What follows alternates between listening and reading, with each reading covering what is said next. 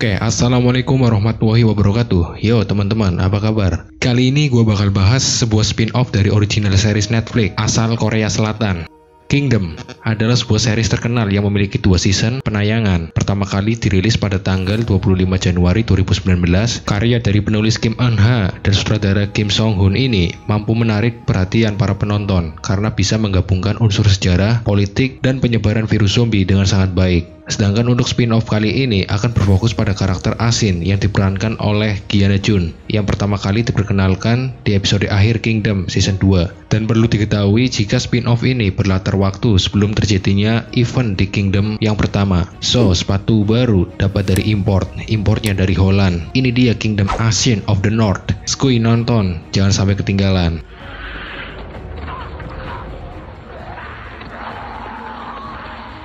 Dikisahkan setelah perang melawan Jepang, Joseon Selatan luluh lantak, sedangkan Joseon Utara was-was karena rakyat Jurchen mulai bersatu di lembah Pajeo di bawah bendera Pajeowi yang agresif dan kuat. Karena konon katanya, apabila 10.000 rakyat Jurchen bersatu, tidak akan ada yang bisa menghentikan mereka, karena sejak kecil mereka sudah dilatih menjadi seorang pendekar dan siap bertempur. Untuk mengantisipasi hal itu, para jenderal Joseon mengumpulkan kaum Song Joyain yang merupakan warga Jurchen yang menempati tanah Joseon lebih dari 100 tahun untuk dijadikan mata-mata. Mereka berlokasi di sekitar sungai Amnok, namun hidup mereka serba sulit. Dibuang oleh Jurchen, namun tak dianggap oleh Joseon. Namun meski begitu, mereka tetap setia pada pemerintahan Joseon karena merasa berhutang budi atas tanah yang mereka tinggali. Sekarang kita akan berfokus pada main karakter kita, yaitu Asin, seorang gadis dari kaum Seongjoyain. Semuanya dimulai ketika Asin yang sedang mencari tanaman obat menemukan manuskrip kuno di sebuah goa yang berada di Bukit Pyesagun. Manuskrip itu berisi tentang sebuah tanaman yang bisa membangkitkan orang mati. Namun tentu ada harga yang mahal yang harus dibayar.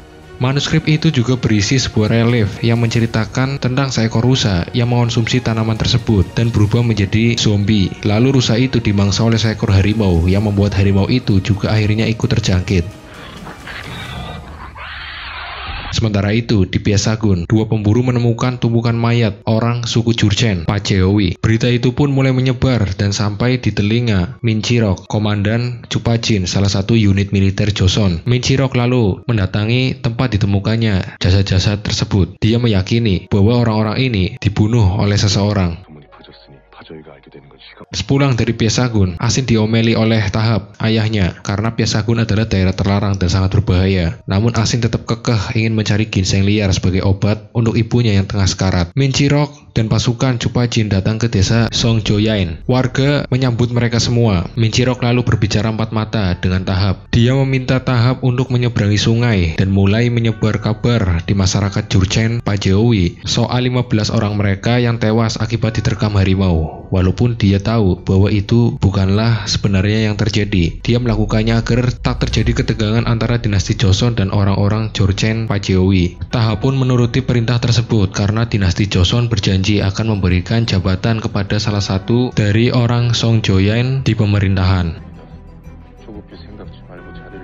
Lalu Min Chirok melanjutkan penyelidikannya. Dia menemukan petunjuk jika yang membunuh orang-orang Jurchen Pajeowi adalah Cho Bum-il dan pasukan elitnya yang berasal dari klan Haewoncho, salah satu klan elit di Joseon. Dia melakukannya karena tak ingin orang-orang Jurchen Pajeowi secara ilegal mengambil sesuatu yang berharga dari Pyesagun yang Cho Bum-il klaim sebagai milik klan Haewoncho. Mendengarnya, Min Chirok mengancam Cho Bum-il agar tak melakukan hal seperti itu lagi. Lagi pula Pyesagun adalah milik Raja Joseon, bukan milik klannya.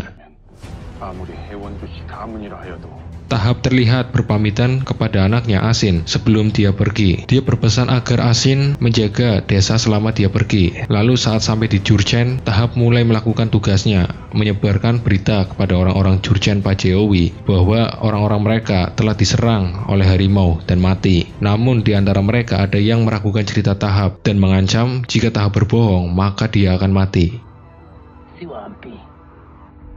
Keadaan ibu Asin semakin buruk. Asin lalu memutuskan untuk kembali ke goa untuk mempelajari cara membangkitkan manusia dengan tanaman kebangkitan. Yang ternyata Asin juga sudah mendapatkan tanaman yang dimaksud di manuskrip tersebut. Di sisi lain, merasakan orang-orang Pajeowi mulai bergerak mengumpulkan bukti, Min Chirok mengerahkan prajurit Chupachin dan para pemburu bayaran untuk memburu harimau yang ada di Byasagun. Namun setelah harimau mendekat, mereka malah menjadi kocar-kacir karena diterkam sana-sini oleh harimau. Harimau yang sebelumnya telah terinfeksi akibat memakan rusa, menyerang mereka dengan begitu buas.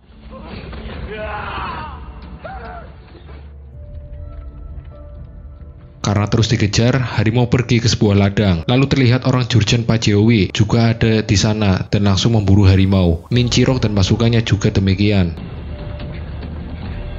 Min Chirok akhirnya berhasil membunuh harimau yang sedang menyerang orang-orang Pajeowi. Setelahnya, orang-orang Jurchen Pajeowi membelah perut harimau namun tak menemukan potongan tubuh saudara mereka. Mereka lalu menyimpulkan jika Tahap telah berbohong di hadapan Min Chirok. Mereka bersumpah akan membalas dendam atas apa yang dilakukan oleh dinasti Joseon pada mereka. Merasakan firasat buruk, Ashin segera kembali ke desa. Namun di tengah jalan dia menemukan jasad orang Pajeowi dengan anak panah yang masih menancap di tubuhnya. Firasat Ashin ternyata benar. Prajurit Jurchen Pajeowi yang dipimpin oleh Aidagan datang menyerang desa mereka dan membantai semua orang yang ada di sana dengan begitu sadis. Ashin yang sampai di desa hanya bisa mendapati bangunan yang sudah porak-poranda, mayat yang berserakan, dan jasad orang-orang yang digantung. Dia juga melihat kalung milik ayahnya yang mungkin sengaja ditinggal oleh orang Jurchen Pajeowi sebagai peringatan. Ashin pun beranggapan jika ayahnya sudah dibunuh. Pembantaian itu tentu menguncang jiwa Ashin yang masih muda. Ashin lalu pergi meninggalkan desanya. Dia menghadap Min Chirok dan melaporkan semua yang terjadi pada ayah dan orang-orang di desanya. Ashin meminta kepada dinasti Joseon agar bisa membalas atas kekejaman yang dilakukan oleh orang-orang Jurchen Pajeowi. Ashin tak peduli apakah itu 3 atau 10 bahkan 20 tahun lagi baru bisa direalisasikan. Yang terpenting dendam ayahnya terbayar lunas. Dia sudah puas dengan hal itu. Ashin juga bersedia dijadikan mata-mata dan melakukan hal-hal berbahaya lainnya. Min Chirok lalu meminta anak buahnya agar membawa Ashin ke kamp militer Joseon. Dia diberikan gubuk untuk tinggal yang ternyata juga menjadi kandang babi. Dan hari-hari berat Ashin pun dimulai. Dia bekerja sebagai pencuci pakaian para prajurit, memberi makan babi, dan hal berat lain untuk gadis seusianya. Namun Ashin tak berpasrah begitu saja. Diam-diam, dia melatih kemampuannya dalam memanah.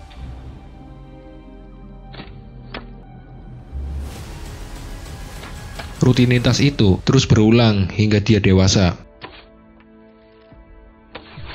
Namun karena dia adalah satu-satunya wanita di kamp militer, dia kerap mengalami sexual abuse dari beberapa prajurit pria di sana. Dia tak bisa berbuat apa-apa karena selalu diancam akan dilaporkan pada atasan. Lalu, suatu hari datang sebuah perintah dari Raja Joseon yang meminta agar Min Chirok dan sebagian prajurit kembali ke selatan untuk membantu melawan pasukan Jepang. Sedangkan wakil komandan tetap berada di kamp militer. Lalu pada suatu malam, dia tak sengaja memergoki seorang prajurit yang tengah melecehkan Ashin. Dia pun marah dan mengancam prajurit tersebut. Apabila dia melakukan hal seperti itu lagi, maka dia akan mati. Setelahnya, wakil komandan memberikan misi kepada Ashin untuk menyusup ke pemukiman Pajeowi untuk mengamati pergerakan mereka secara lebih rinci. Singkat cerita, Ashin berhasil menyusup ke pemukiman Pajeowi. Dia lalu bersembunyi di sebuah bangunan dan tak sengaja dia melihat salah satu prajurit Pajeowi tengah memberikan makan kepada seseorang yang dirantai di dalam bangunan tersebut. Lalu, setelah orang Pajeowi itu pergi, Ashin yang penasaran berusaha mendekati orang yang dirantai itu. Dan alangkah terkejutnya Ashin saat mengetahui jika orang tersebut adalah ayahnya dengan kondisi yang begitu buruk dan memprihatinkan. Lehernya dirantai, kakinya dipotong. Semua itu adalah akibat ayah Ashin dicap sebagai pengkhianat sukunya sendiri dan menjadi mata-mata bagi Joseon. Ashin tentu begitu sedih melihat kondisi ayahnya. Dia lalu berhasil membawa pergi ayahnya dari tempat itu. Namun Tahap terus meminta kepada Ashin agar membunuhnya, agar hidupnya yang penuh penderitaan bisa berakhir. Akhirnya dengan terpaksa dan penuh dengan air mata, Ashin membunuh ayahnya sendiri. Lalu sebelum pergi, Ashin membakar pemukiman Pajeowi sebagai bentuk balas dendam. Sesampainya di camp, dia berpapasan dengan Minchirok dan para prajurit yang akan berangkat ke selatan. Dan tak sengaja, Asin mengenali anak panah yang mereka bawa, yang sama seperti anak panah milik orang yang membunuh orang-orang Paceowi yang pernah dia lihat dahulu.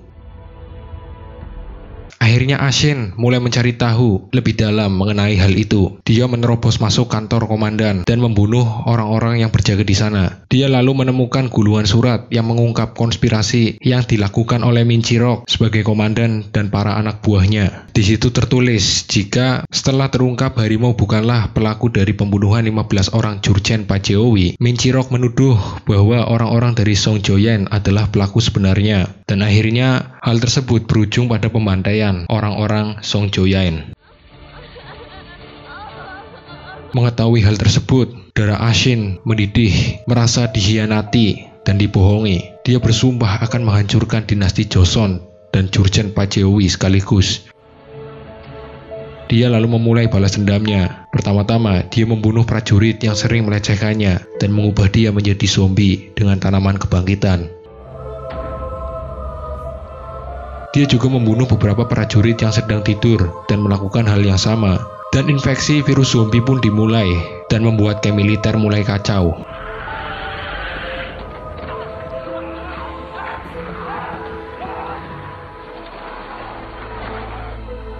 Di kantornya, wakil komandan juga diserang oleh zombie, tapi dia bisa mengatasinya dengan cara membakar zombie tersebut.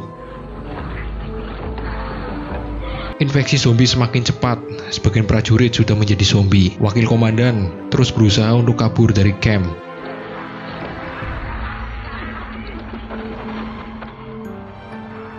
Tapi Asin ternyata sudah menutup semua akses. Akhirnya wakil komandan pun tewas setelah terkena anak panah yang dibidik oleh Asin dari atap. Asin juga terus memanah para prajurit yang berusaha untuk bersembunyi dan lari. Sebisa mungkin, Asin tak membiarkan seorang prajurit pun bisa lari.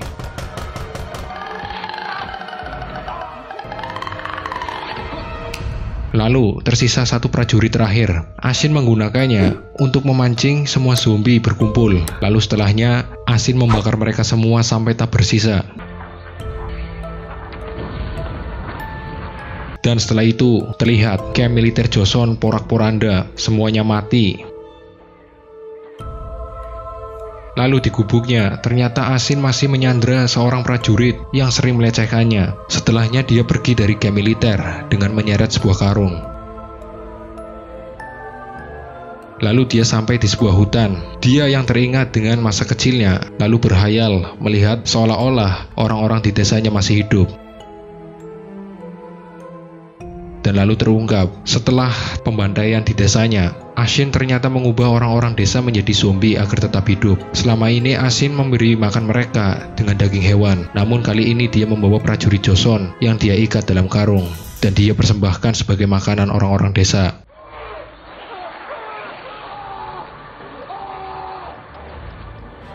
Dan lalu, untuk melanjutkan balas dendamnya, dia pergi ke daerah perbatasan Uiju. Di sana dia melihat iring-iringan utusan raja, yang salah satunya adalah tabib kerajaan. Asin lalu menemuinya. Asin kemudian menjual tanaman kebangkitan pada tabib. Asin juga memberitahukan cara menggunakannya agar dapat membangkitkan orang yang sudah mati, namun tak memberitahu apa dampak setelah itu. Lalu di ending, Aidagan dan para prajurit Paceowi dihadang oleh Asin yang terlihat seorang diri dan sudah bersiap untuk memanahnya. Dan film pun selesai. Oke teman-teman, sekian Alur Kingdom Ashin of the North. Episode khusus ini dibuat agar menjawab rasa penasaran penonton setelah menonton episode akhir season kedua. Tapi masih banyak hal yang masih menjadi pertanyaan. Salah satunya adalah saat Asin menjual tanaman kebangkitan pada tabib. Apakah ini yang akan menjadi awal menyebarnya virus zombie yang kita lihat di series Kingdom season 1? Menarik untuk dinanti. Semoga season 3 dari series Kingdom ini bisa segera kita lihat. So, jangan lupa untuk like, comment, dan subscribe, serta share video ini sebanyak mungkin. So, gua undur diri. See you next video. And wassalamualaikum warahmatullahi wabarakatuh.